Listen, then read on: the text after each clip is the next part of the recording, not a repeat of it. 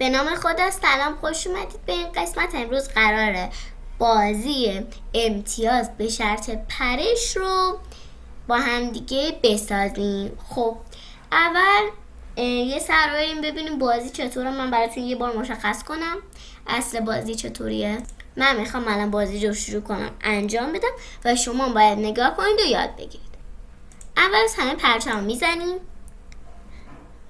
من دکمه وسط فاصله صفحه کلید رو میزنم، میپره بالا. بعد پرید بالا، این پرش ما همش تغییر میکنه. وقتی وسط ها میخواد بیاد پایین منها میشه. بعد وقتی رو زمینه پرش صفره. خب میزنیم میره بالا، با راست و چپ هم راست و چپ میره بالا، راست راست بالا راست. اگه خواستین میتونین بپرین چپ هم بیان. اگه مثلا یکی از این تخته های سبز رنگ نباشه، مثلا تخته سبز رنگ داخل اون نباشه ولی تو هوا باشه، میفته. اگه یه خورده از بدن این خرگوش هم به این تخته خورده باشه، بازم وای میسته.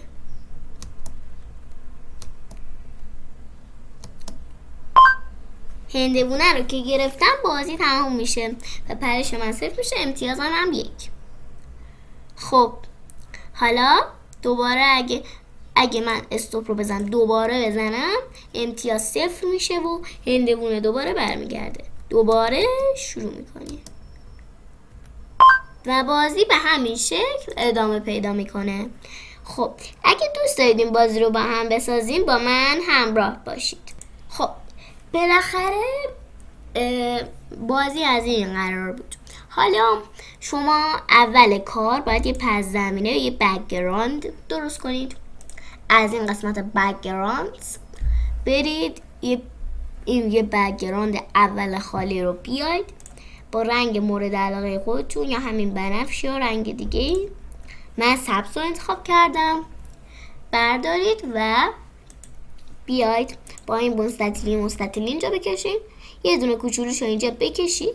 بعد از اینکه کشیدید، مثلا من یه دونه الان میکشم به عنوان مثال، بچه یادتون باشه اگه خواستید یه وقتی جای دیگه کلیک کردید و خواستید دوباره درستش کنین، اسمش دوباره این حالت برگرده، این موس رو بزنین، این حالت موس که همینجا هم هست، بعد بزنید. بعد بیاین روی اون شکلی که میخواین کلیک کنید. مثلا این الان میاره، یا مثلا اینو بزنم حالتش میاد. خب حالا ما برای اینکه یه دونه از این شکلک‌ها یادتون باشه این 0 باشه خط دورا، اوکی؟ باید 0 باشه خط دور، مثل این نگاه کنید، 0 خط دورش. اولی رو که ساختین یه جای مناسب قرار بدید. بعد کپی رو بزنین، کپی که کردین، بعد بیاد پیست رو بزنین، یکی دیگه از همون ساخته میشه. هر جا که دوست داشتید میتونین قرار بدید. خب من اینو دلیت کنم. دلیت هم یعنی پاک کردم. اینم میخوام دلیت کنم. خب اوکی. حالا اینم از بک‌گراندمون. حالا بریم ما از اینجا باید شکلک های حیوانات که میشه به انگلیسی animals بیاریم اینجا. هر چیزی که خواستی میتونی پیدا کنی، یه حیوان باشه، اصلا مهم نیست چی باشه. مثلا میتونه این اسب آبی باشه، میتونه این خارپشت باشه، مرغ، شیر، این لاما، هر چیزی میتونه باشه، یا این خرگوشه، روباه، سگ، بعد هر چیزی میتونه باشه، حتی این فیل. بعد بچه ها ما 2 چیز احتیاج داریم. یک، از اینجا یه دونه کاراکتر مناسب پیدا کنیم که این طرفی هم داشته باشه، مثل این پنگوئن.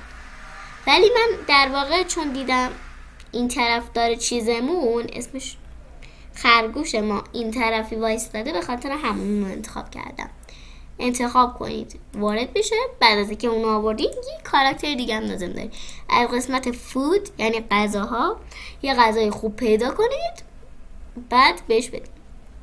من مثلا هندوانه رو انتخاب کردم. شما میتونید مثلا از این پرتقال استفاده کنید، یا این پرتقال، یا تخم مرغ، حالا دونات، نون، یا میتونه چیز باشه، این سیب باشه یا موز باشه یا هر چیزی، زیاد اهمیتی نداره. خب حالا ما وقتی پرچم 3 تا پرچم کلیک شد نیاز داریم. وقتی پرچم کلیک شد اول کوتاه‌ترین نشون میده. تو بیا امتیاز رو 0 کن برای همیشه. وقتی امتیاز 0 شد برای همیشه خرگوش هندوانه رو خورد و چیزو کن، بفرست، پیامش رو ارسال کن. این دومی. وقتی که اینا برای خرگوش اون چیزی که میخواد بپره، وقتی که دکمه پرچم سبز کلیک شد اینجا، شما بیا در این کدو بیارید. خب زیاد اهمیت نداره، اینجا نشون میده که شما الان کجا هستید. این همون کاراکتری که شما انتخاب کردین به نشون میده که کجاست. الان این محل ایستادگی فعلی کاراکتر منه. حالا بهش میگیم هر جایی که دوست داشتید ایکس و وایش رو تنظیم کنید، بعد بگین هر وقت خرچه شد اول کار همونجا بایستم. حالا میخوایم بگیم ست کن و ما در واقع پرشو، البته ما اینجا چیز لازم داریم، متغیرهای امتیاز و پرش یا جامپ و اسکور، به اینا دست نزنید. اوکی. خب حالا اگه خواستین تو این کلیک راست کنید، این دلت هم بزنین که اینجا اضافه نباشه. خب حالا ما باید اینا فعال باشن، این دوتا تیکشون فعال باشه. اگه فعال نباشه ببین از صحنه میرن، ولی اگه فعال باشه از صحنه نمیرن. خب شما اینجاشون رو درست کنین. من دوست دارم اینجا بذارم، شما میتونین زیر هم بذارین، کنار هم بذارین، این طرف کنار هم، یا هر جایی که دوست داشتید. خب شما حالا باید بهش بگین سیت کن پرش رو، پرش برای ما سیت کنیم، پرش رو بذار روی 0 برای همیشه. چنج کن، در واقع تغییر بده پرش رو، منهای یه دونه کم کن. بعد ایفو میاریم. اگر تو به رنگ، ببین اینجا رنگ ممکنه رنگای دیگه باشه، اینو بزنین قطع چکان روی پس زمینه رو بزنین، از اینجا رنگ مورد نظرت از همه جا تاریک میشه، اینجا روشن میمونه، از همه جا هیچ جایی نمیاد، ولی باید از اینجا رنگی رو که برای این قسمت ها یا این زمینتون انتخاب کردین رو بزنین. اصلا این زمین و اینها باید حتما هم رنگ باشن. اینو من زدم، ببینیم میاد دقیقا همون میشه. بعد برای من سیت کن پرش رو بذار برای 0. اگر من دکمه اسکور رو، اینو میاریم اند، اگر من دکمه اسکور رو زدم و تو به همزمان اند میشه، همزمان 2 تا شرط گذاشتن اینهاش اند. درسته که خودش این 3 تا ببینید خودشون هم خودشون چیزن، اسمش چیه؟ یه 6 سلی هم داخلشون جای 6 سلی دارن. خیلی عجیبه این 3 تا، فقط این 3 تا. بعد این اند یعنی این که همزمان این 2 تا شرط رو بکن. اند بکن وقتی ما همزمان هم دکمه اسکور رو زدیم، هم تو به رنگ سبز به این رنگ پس زمینمون خوردی، برای ما پرش رو بکن 19 تا. بعد چنج کن وای رو توی پرش. حالا بریم سراغ این یکی. وقتی پرچم زده شد برای همیشه، اگر من دکمه سمت راست رو زدم، شما بیا چنج کن x رو 10 و پوینت کن این، پوینت کن این رو، یعنی جهتش رو بذار 90 اگه من دکمه راست رو زدم. اگه سمت چپ رو زدم، خب شما منهای 10 چنج کن x بای منهای 10 point in driving منهای 90. در واقع برعکس همین 90. اینا بدون منهان، اینا با منهان. همونا ولی با منهان. بچه ها شما ببینید یه لحظه من اینو بزنم روی این. اگر شما مثلا صبر کنید، استوب بزنید، اینو بزنید، این حرکتون راست برید درسته، ولی چپ برید با گوشاش میره، خیلی عجیب برعکس میشه. ولی اگر چیز کنید برید اینجا این وسطیه رو بزنید، یعنی شما فقط صاف باشه، چپ و راستش هم همونجوری. اگه اینو بزنید، اگه اینو این کدو بگید اجرا کن، ببینید چه راحت فقط برمیگرده. دیدید؟ نیازی هم نیست. بچه ها یادتونه من یه دونه بازی ما رو کاپکیک داشتیم، من براتون منتشر کردم. خب توی اونم همین مسئله پیش اومده، من گفتم خودتون نکنید، ولی تو این ویدیو بهتون توضیح میدم. خودتون برید اونجا تو همون فایل رو باز کنید و همین کار رو روش انجام بدید.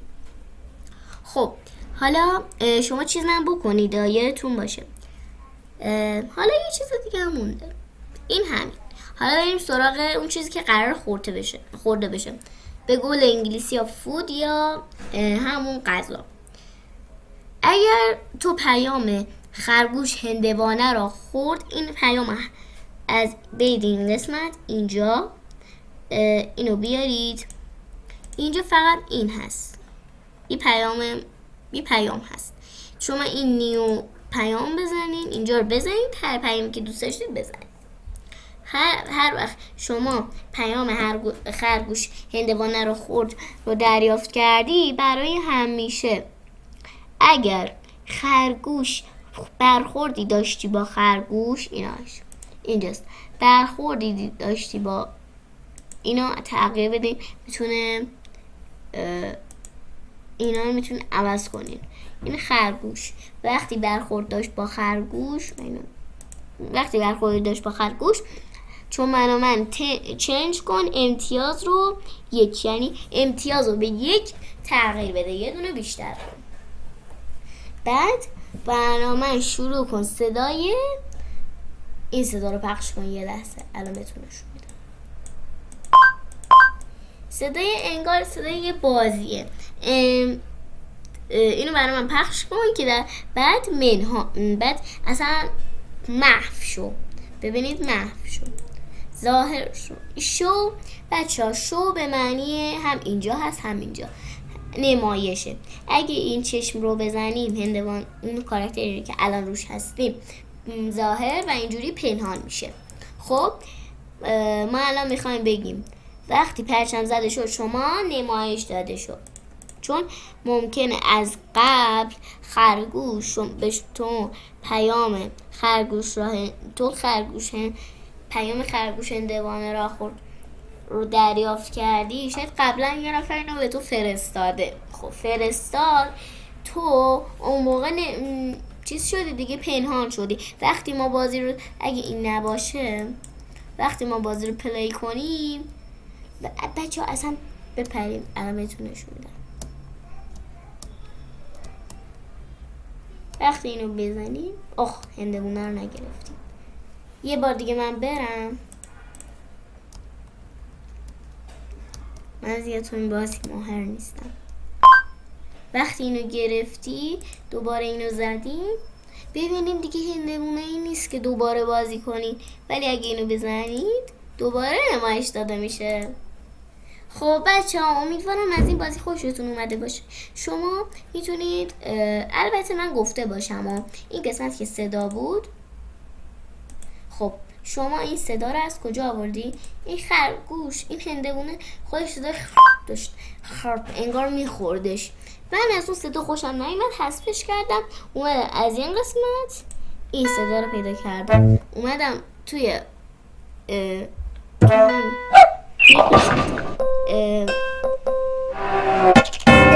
الان بهتون نشون میدم. اینجا این صدا رو پیدا کردم و چیز کردم. اگه بخوام تو این دستم هست، تو این دستم هست. بعد پیدا کردم آوردم اینجا و این کدو براش نوشتم که بعد پنهان شد. بچه ها هایدم پنهان شدنه ها، خیلی باید دقت کنید بچه ها. حتما رو اینا کار کنین، تمرین کنین، همچین بازی های بسازید. دوستتون دارم. خدا نگهدار.